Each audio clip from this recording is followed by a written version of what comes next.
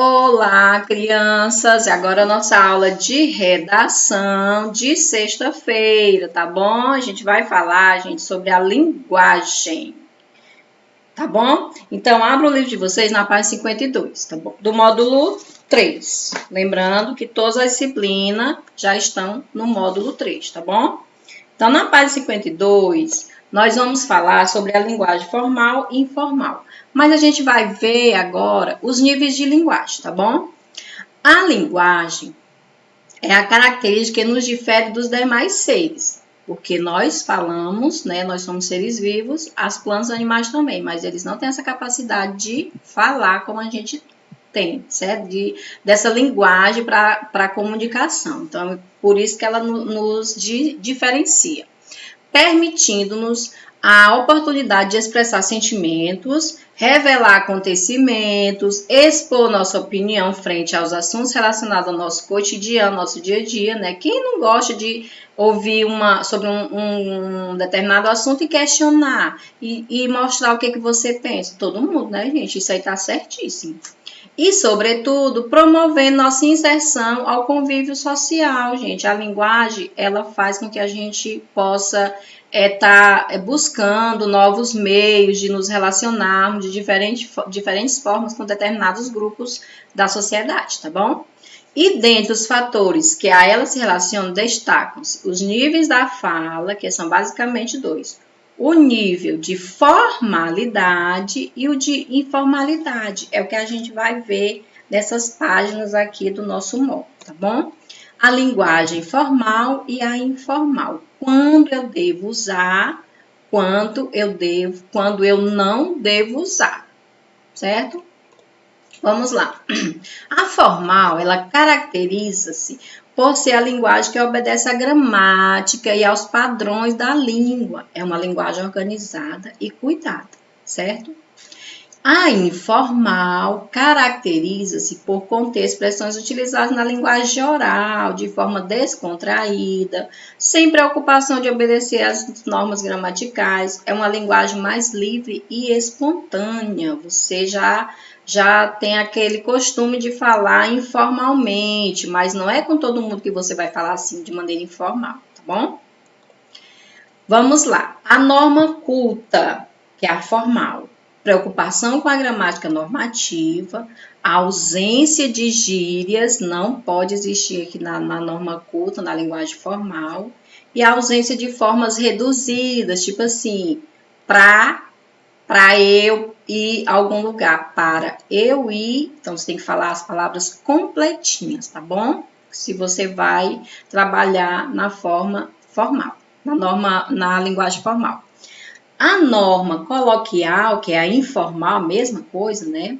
Sem preocupação com a gramática normativa, uso de gírias e uso de formas reduzidas das palavras. Aqui eu posso usar somente o ser, que é você, tá, que é estar, pra, que é para. Eu posso usar aqui na linguagem formal com um coleguinha, com meu amigo, com meu primo, certo? Com as pessoas da minha família.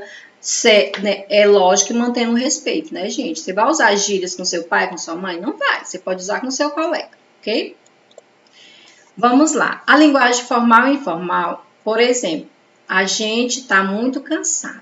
A gente, geralmente fala assim, né? A gente.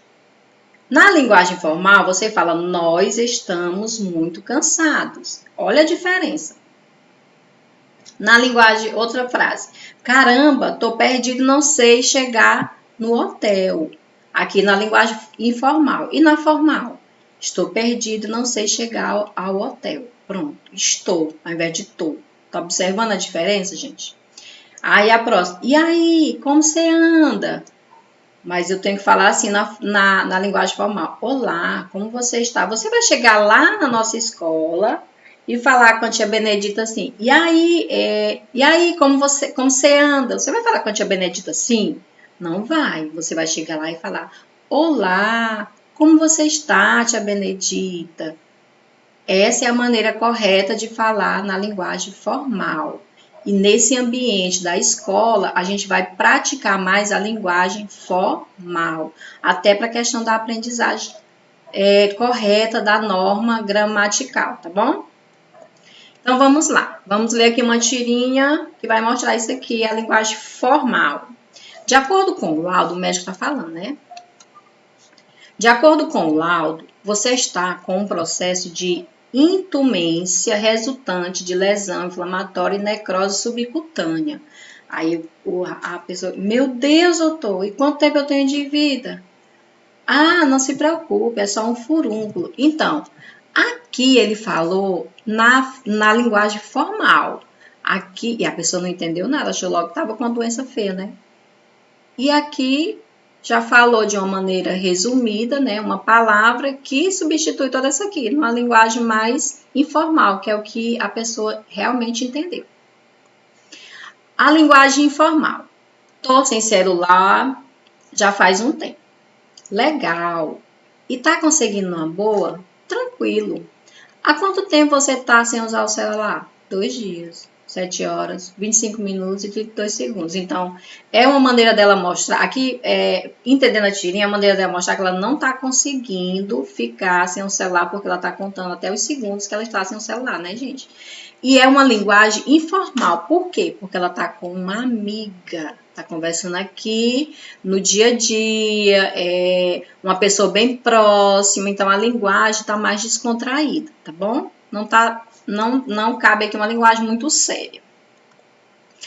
Então, a linguagem formal, ela é usada onde? Na comunicação com pessoas com as quais não temos grande proximidade, nas mensagens de correio eletrônico, mensageiro instantâneo, etc. Respeito pelas regras gramaticais, sem erros ortográficos, referências a títulos, sem abreviaturas e gíria, utilização de expressões de respeito, educação e delicadeza. Viu? Tudo isso aqui é característico da linguagem formal. E a linguagem formal? Utilizada na comunicação com amigos ou pessoas próximas. Respeito pelas regras gramaticais, mas sem grandes preocupações. Sem erros ortográficos, né? Porque a linguagem é informal, que você tem que escrever errado. É algo totalmente diferente, viu, gente? Com abreviaturas e gíria, utilização de diminutivos ou de alcunhas, palavras que substituem outras, né? Utilização de ícones expressivos. A linguagem formal e informal. Aqui eu trouxe uma história em quadrinho para resumir todo o nosso conteúdo de hoje, tá bom? Então, vamos para a escola aprender? Vamos para a escola aprender. Aprender o quê, professora? A linguagem formal e informal. E em que pode nos servir para nos comunicar perante a sociedade? E como podemos aprender tudo isso? Com os professores, pois eles podem ajudar bastante, prestando atenção nas aulas de português também. Por que é português? Porque pode ter a definição melhor sobre as linguagens, né? Em português é que você vai trabalhar realmente a linguagem propriamente dita. Não é que você lá em matemática, nas outras disciplinas, história, geografia, ciências, você não vai trabalhar a linguagem correta, não. Vai sim, tá bom?